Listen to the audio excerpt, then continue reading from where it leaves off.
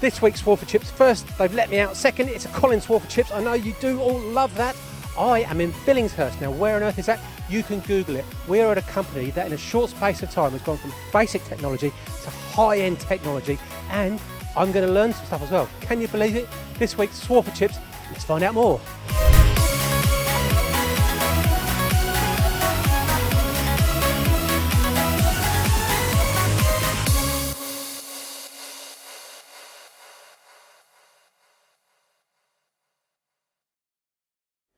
The eagle-eyed amongst you will know where we are and what we do. How?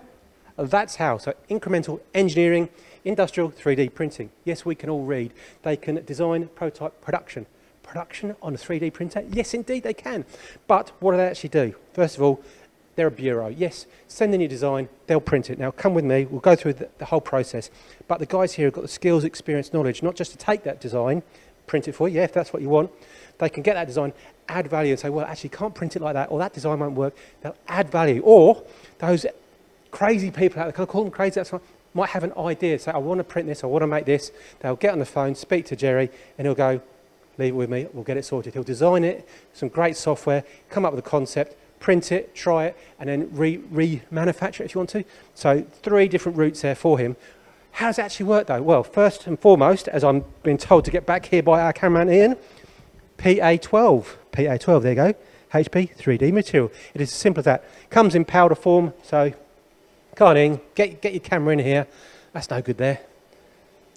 PA12, what is it? It is a nylon material all over my hands now, and it is the material for 3D printers, their go-to material. Why? Because it gives them flexibility, rigidity, so you can do super rigid parts, or you could do ones that really flexible, as I said there really, but we'll come to that in a minute because I'm going to showcase some components. So what you do, out of there, into here, into the build unit. Now, you load that up with this powder, fill it up. As you see, build units all around, keep the, well, not spindles turning, but the printers printing. We'll come to that in a minute. Where were they and where have they come from? Jerry worked elsewhere. They needed some prototypes. He had some FDM machines, 3D printers, real basic ones you'd have in your bedroom or your garage.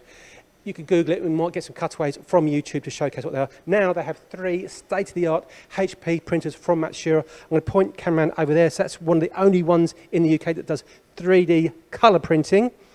Just get that correct, there you go, a little showcase of that. And then the one I'm standing next to and the one behind me do the single colour, but I want to know the technology, because if I'm thinking 3D printing, I'm thinking layers like my inkjet printer, or I'm thinking lasering, but that is not correct, so I'm going to get the expert over here, Jerry, he's been waiting in the wings.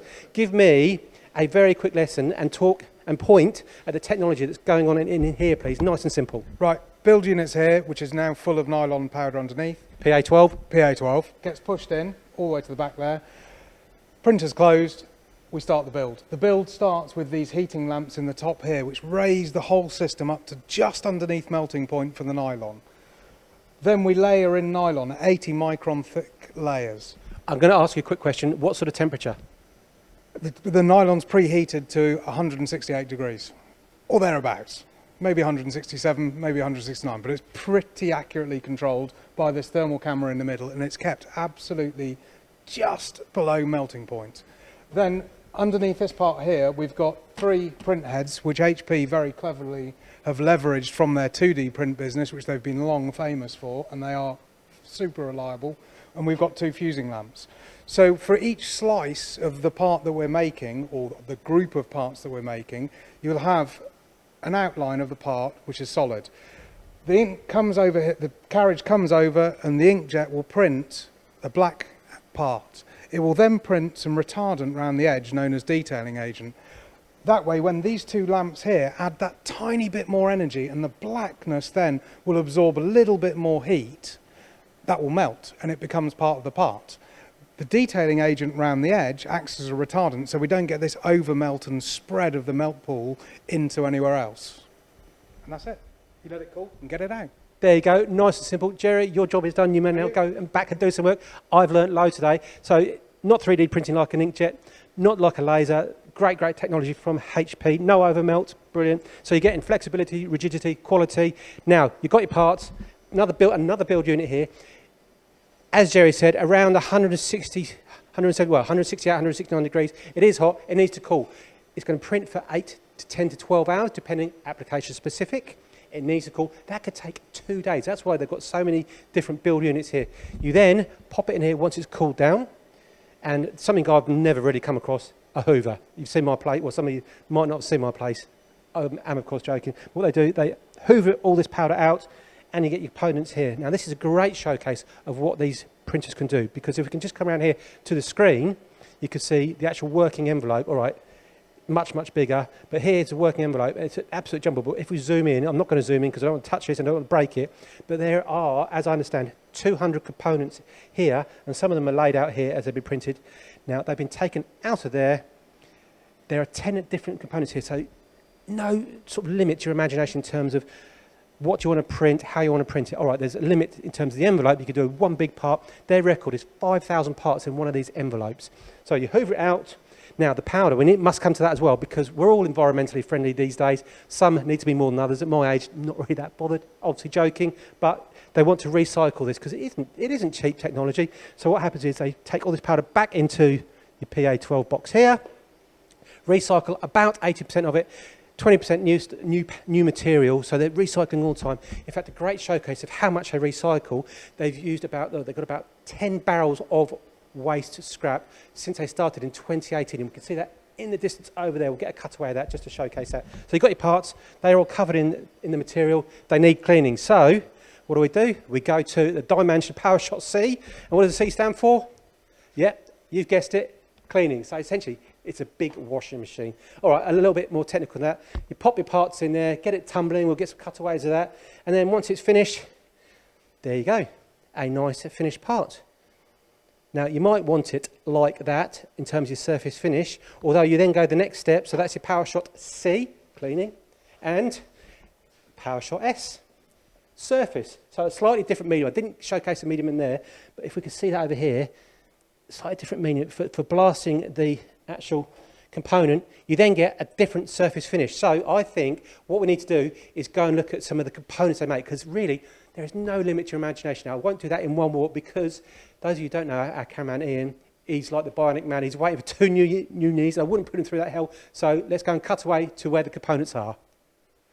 In terms of parts, you know what, it seemed opportune to bring Jerry back because he's clearly the expert. I want to take a step back though. FDM, what does that stand for? Fused deposition modelling. Okay, so basic 3D printing, but you've moved on massively since then. Melting a sausage of nylon and sticking it to stuff. Yeah, you don't do that. Use it. PA12, super rigid, super flexible. So we need to showcase what they are, I think. Let's go through one part at a time, different reasons why you printed them and why. Okay, so this one is a good demonstration of how we can include complexity. We've got a really solid, really rigid part, but we've got a threaded connector printed in situ that's captive, can't ever escape, and there's not really any other way you could do that. We've got galleries running through it, we've got hex recesses in it directly for nuts to be embedded in it, and it's all about reducing the amount of post work that you need to do to the part by building the complexity in at print time. And a big part as well. That is a big lump. We've done heavy. Talk about me or that. Well, I wouldn't be so rude.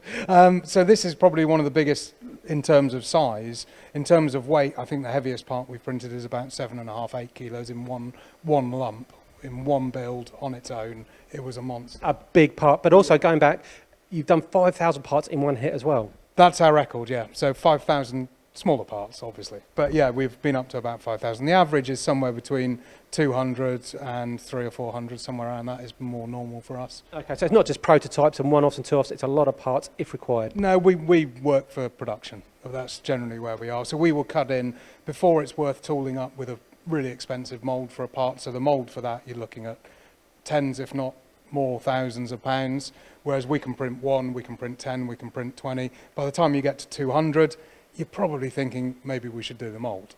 But come back to you guys. Anyway, look, it comes out looking great. I'm going to move you on. I've got to mention Flexoraptor. I thought you may. So this is one of our little gimmicks, but it does show that you can have a mechanism printed as one single part. In different colours. Look, even I can spot that. Yeah, absolutely. So this is out of the colour printer. So this is as it came out the printer with no other process apart from a clean. Okay, next one then, because this ties in with the surface finish as well as different colours. Yep, so this one's been vapour polished. So this was straight out of the colour printer and then cleaned and then vapour polished. There's been no paint work on this at all. This is as printed and you get a nice robust part that you can put straight on a machine. And I'm going to ask a really obvious question. What's it for?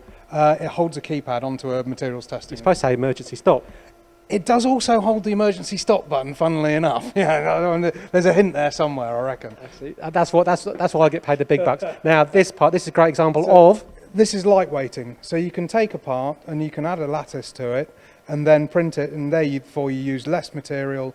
It's cheaper. To add this level of complexity, it comes out cheaper. But we're using less material to do the same job. And still getting the strength I require, I'm assuming. Still getting the strength. We obviously lose, it's no longer a solid bit of material, but we can engineer the lattice to give you the strength where you need it and not where you don't. Nice and simple. Now, these parts, I think we should go from there to there to there to there. Okay, so this is a straightforward dye, which has been anthracite dyed to give you a beautiful sort of gunmetal colour. But this is all, if you follow it round, and you can pause the screen and do it yourself, but that's all one part essentially. It is all one part, yeah. So it's a tri-lobe model that you can follow the ribs that go all the way round and back through and back over again, and it is, yeah, it's a lovely little part, and it ends up being quite springy as well. Okay, and then, but that is clearly different to that. So the same model, but this one was dyed black and then vapor polished. So we get a finish on the vapor polishing that is pretty close to an injection molded finish. Oh, it's a proper consumer finish. Like that? I wouldn't want to try. No. Okay, now again, stating a bleeding obvious, you've done something slightly different here. From the colour machine, this one.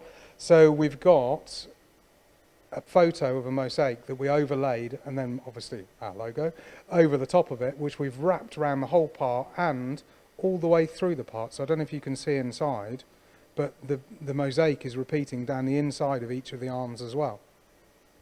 I'm thinking again, and I alluded to earlier, the only limit is your imagination. Pretty much, yeah. Yeah, I mean, we've got a customer who asked us if we could print a chain, and the answer was, well, yes, chains are easy. Vapor polishing a chain, so you get a beautifully finished chain with tiny little daisies and a mosaic, same mosaic pattern again, and then a general colour one and a camouflage one. You could do what you like to get a nice finished consumer part. And there's no links there, that's all printed in one go? That's all printed in one go, yeah. I mean, you could make it as long as you like by just nesting it into the volume and just keep going and going and going. That's where we leave it to the experts to work all that sort of thing out, though. Yeah, it takes a while, that. I'm sure it doesn't. Go on, the next one then. So another piece from the colour, so we can put text into it, we can put assembly guides into it, so put the nut in the pink hex, put the pink bolt in, put the rod through the green hole. Same again on this part, we've got identifiers to help users and things like that. Another one out of the production printer, if we lightweight the material enough, we can get it down to pretty thin, flexible parts. So this is 0.7 of a millimetre thick, and I think it's just over 2 metres long. So it was printed nicely coiled up in the printer, and then we can unravel it afterwards to give a pretty unmanageable monster of a part. There you go. I'm going to stop you there. That is a great insight into some of the parts you can do. It is a 10-minute show. Hopefully we haven't gone over because our editors go absolutely bonkers at us. But this week's Swarf and Chips, it's a great story. 2018 to where we are now, 2022, from FDM printers. Yep, 2 of them. To 3 state-of-the-art HP printers from Matsuura. No limit, and it's not just about small one-off prototypes. It's about batch runs. Absolutely, yeah. That's where we are. It's been quite a journey. It's a fantastic journey.